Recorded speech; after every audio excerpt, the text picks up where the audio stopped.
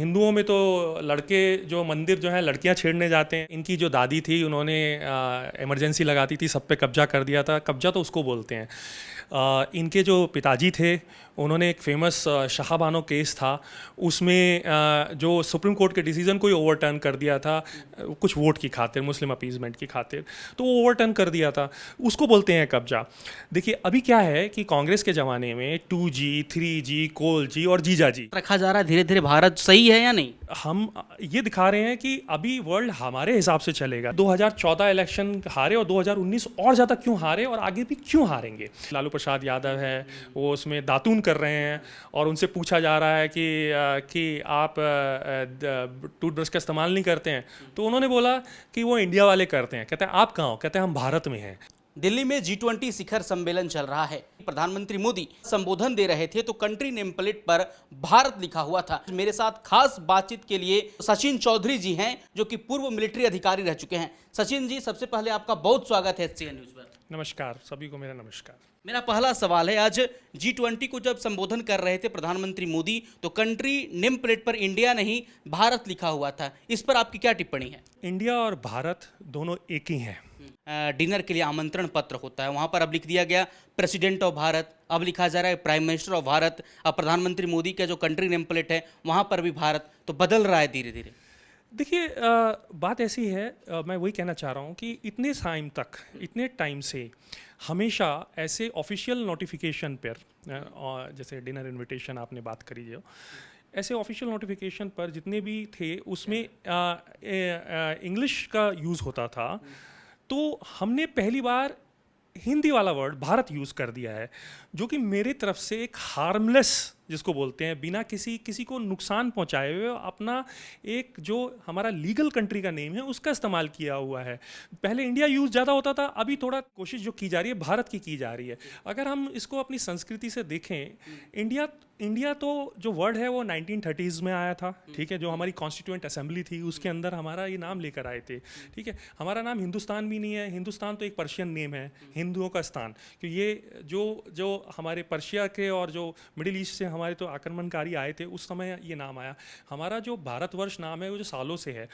मैं ये कहना चाह रहा हूँ कि इसको जो इतना मुद्दा बना दिया गया है विपक्ष के द्वारा, ये तो बिना ही बात का है, क्योंकि एक डिनर इनविटेशन में और या फिर कहें कि हमारे G20 में ऐसा नहीं है कि G20 में हर जगह से भारत ही लिखा है। अगर आप कहीं वहाँ पर स्टैंडीज़ देखोगे, कई चीज़ देखोगे, तो भारत, उसके आगे 2023 और उसके आगे इंडिया भी लिखा हुआ है। आप अगर रास्ते में कहीं भी देखेंगे दोनों चीज़ें लिखी हुई हैं।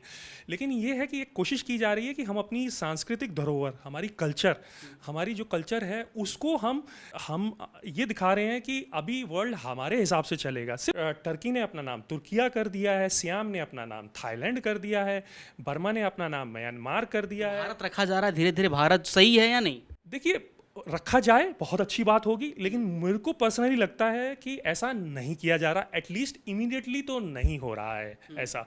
लेकिन मैं ये कह रहा हूँ अगर ऐसा कर भी दिया जाए तो कुछ बुरा नहीं होगा। मुझे ये बताइए, भारत तो चलो देश का नाम है, जो DMK की सरकार थी तमिलनाडु में, उसने चेन्नई का नाम, मद्रास का नाम बदल के चेन्नई कर दिया। कांग्रेस की सरकार थी, उसने बैंगलोर का नाम बदल के बेंगलुरु कर दिया। लेफ्ट की जो सरकार थी उसने कलकत्ता का नाम करके बदल के कलकत्ता कर दिया, ठीक है। जो शिवसेना थी उसने मुंबई का नाम बदल के मुंबई कर दिया। लेकिन यहाँ बदला नहीं गया है, धीरे धीरे तरीके से परिवर्तन कर रहे हैं। जहाँ पर इंडिया था लिखा रहता था नेम प्लेट, वहाँ भारत धीरे धीरे, ऐसा बोला नहीं गया ऑफिशियल कि भाई हम बदल रहे हैं, अभी तक तो ऐसा नहीं हुआ। क्योंकि भारत के प्रधानमंत्री कुछ सरप्राइजेस थ्रो कर देते हैं। तो जो मोदी जी है ना, वो लेजेंड बैट्समैन है। क्योंकि क्या है कि इन्होंने I.N.D.I.A की जो बैठक थी बम्बई की, वो चालू थी, वो बैठक इसलिए थी कि वो प्लान करना चाह रहे थे कि मिलके कैसे इलेक्शन लड़ें। उन्होंने एक दिन पहले ये एब्सोल्युटली राइट टाइम पर उन्होंने ये भारत का इनविटेशन जो लेटर है हमारा डिनर का, उसमें भारत आ गया। अब वो पूरी मीटिंग थी, वो मीटिंग गड़बड़ा गई उनकी। मीटिंग में वो अपना इलेक्शन की तैयारी छोड़ के वो इस पर डिस्कस करने लगे। तो ये तो बेसिकली स्टेटमैनशिप कहूँगा ना, इसमें तो चतुरता कहूँगा, इसमें कोई बुरी बात नहीं है चतुर होना। तो अब जैसे आपने DMK का नाम लिया सर, तो अभी एक फिलहाल मामला चल रहा है, तमिलनाडु के मुख्यमंत्री MK स्टालिन, उनके लड़के हैं उदयनिधि स्टालिन, उन्होंने एक बयान दे दिया सनातन पर, बयान दे दिया, डेंगू मलेरिया से जोड़ दिया। अब इससे कहीं आगे बढ़कर जो डीएमके के ही नेता हैं, एमपी हैं वर्तमान में, ए राजा, उन्होंने बता दिया एचआईवी से सनातन को जोड़ दिया। इस पर आपकी क्या टिप्पणी? तीन जो धर्म हैं दुनिया के वो प्री हिस्टोरिक धर्म हैं। प्री हिस्टोरिक बोलें तो जब हमारा साल की जो गणना शुरू हुई, जिस जीसस क्राइस्ट पैदा हुए 000 ईयर्स से, उससे 3000 साल पहले, यानी टोटल 5000 साल की अगर हिस्ट्री दिखती है, आई मीन क्लियर हिस्ट्री दिखती है, उससे पहले भी हो सकता है, लेकिन वो है एक हिंदुज़म जो हमारा हिंदुस्तान का मेन धर्म रहा है, दूसरा जोरास्ट्रियन जो कि ईरान का धर्म रहा है, जिससे इंडिया में लोग आए थे 1200 साल पहले, पारसीस, तो पर्शिया ईरान से आए थे, पर्शिया बोलते थे, वो भी एक नाम बदला गया, पर्शिया नाम था, ईरान कर दिया गया, ठीक है। तो वो जोरास्ट्रियन। तीसरा है जुडिज़म जो कि ज्यूस का है, इज़राइल के लोगों का है, जिससे जीसस क्राइस्ट निकल के आए। तो ये तीन धर्म कंटेम्प्रेरी रिलीजन्स हैं, एक टाइम के ही हैं।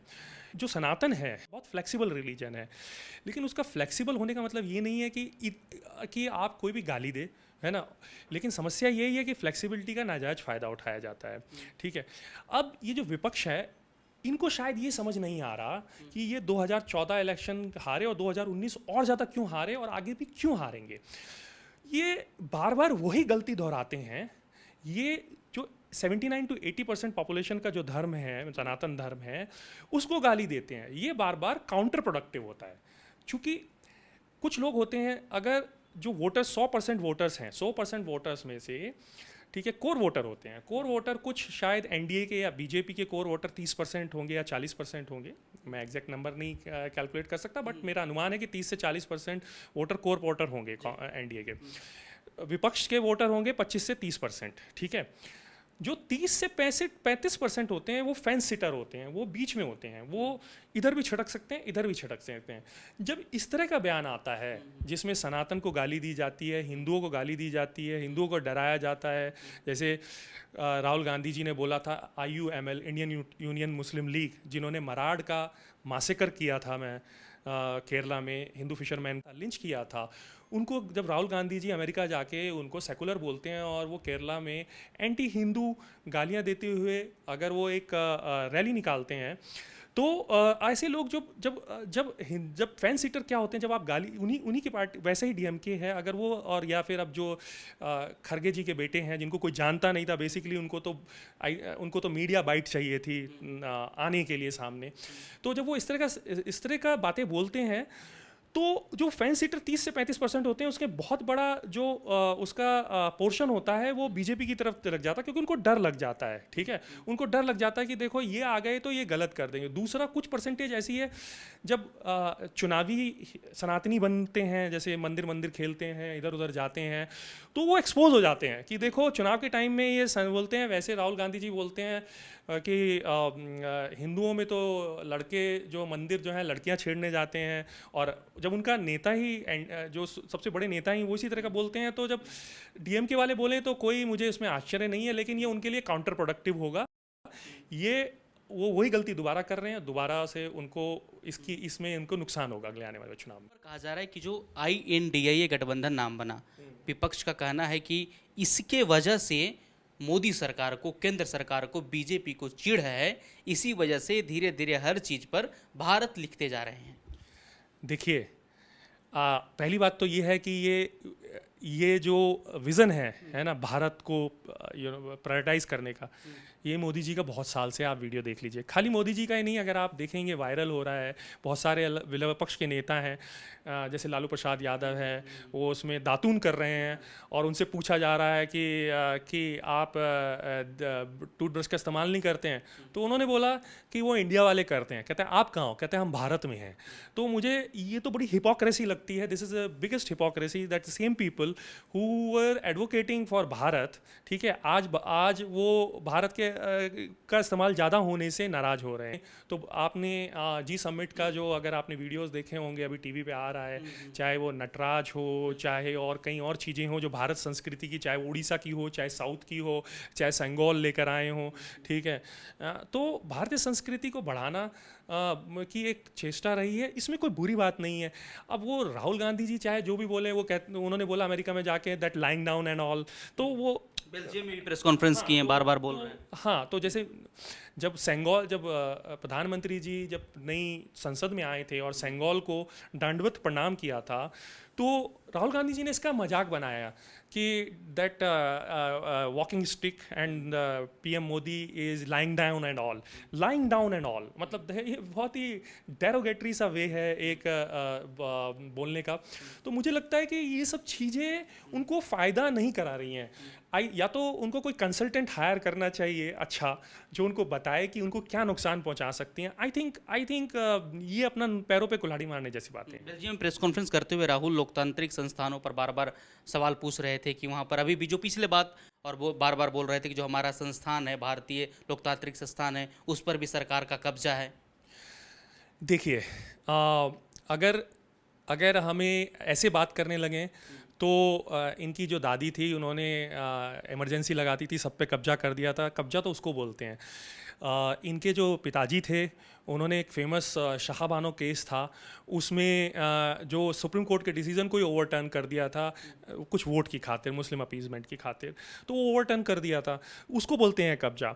देखिए अभी क्या है कि कांग्रेस के ज़माने में 2G, 3G, कोल जी और जीजा जी, है ना, ये सारे लोग हुए थे। अब क्या है कि सरकार उन पे जो है एक्शन ले रही है, ठीक है। अब